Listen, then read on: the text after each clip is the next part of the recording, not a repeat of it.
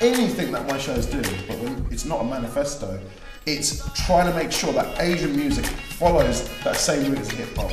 Want Asians to be playing football, want them in the tennis, you know, want to see them coming up as in solicitors, lawyers, and that's all happening right now. So it's bled out, you know, they've gone and shown it to their non-Asian friends. So I've got a white audience and a black audience who have come into the project now, which is a beautiful thing, you know.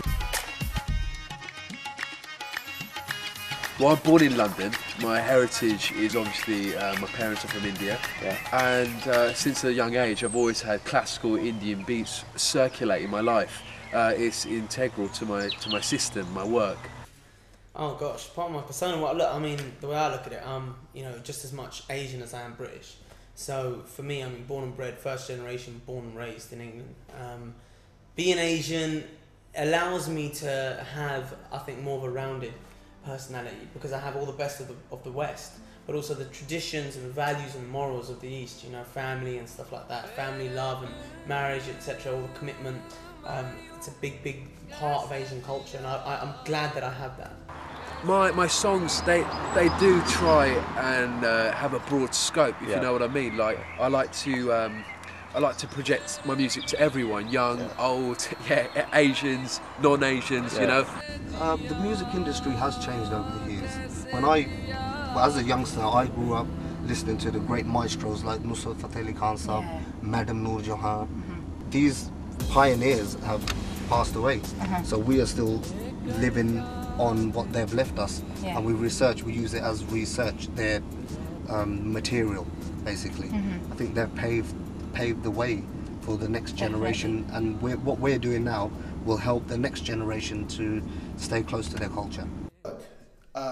Before we go on to its social, political, identity worth, let's just say it's a music show. So music is the universal language. So with a music program, I will always defer to art and music first. Forget the politics. But if the question is asked, is your program just for Asians? No, it's not, because music never is just for Asians. I mean, look, regardless of whether you're Asian, black, white, whatever you may be, even religions aside, we all get heartbroken. We all, you know, we've all had problems with our families or arguments, etc., etc. Things that occur in daily life, things that people write songs about, is, you know, these are generic topics. And therefore music for me and songs and lyrics are the one thing that transcends all those barriers. How do you feel British Asians in the community is represented in the media at the moment? I think the Asians are represented with a lot of respect, due to the fact that Asians are on the rise, like through music, through films, like Slumdog Millionaire, and that was very, very highly respected.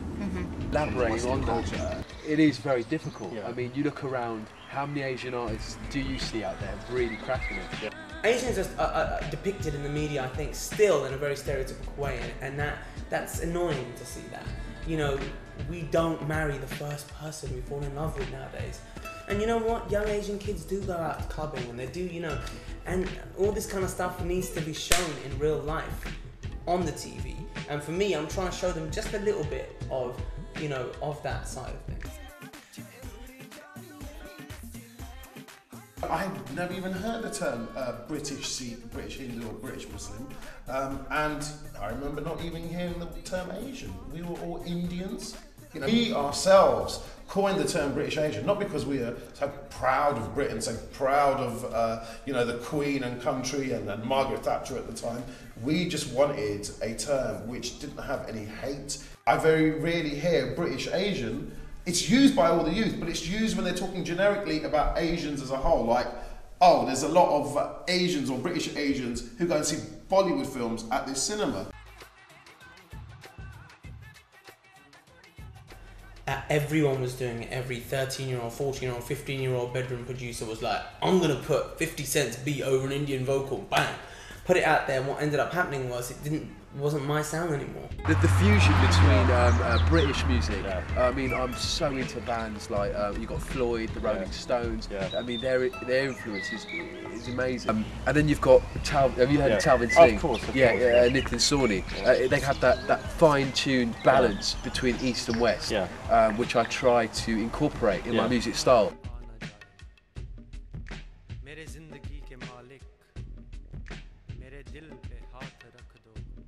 Forget about his skin colour, his religion, that doesn't matter when it comes to the music. What matters is, you know, do I serve a good example for Asians? That's what matters to me. I've got responsibility.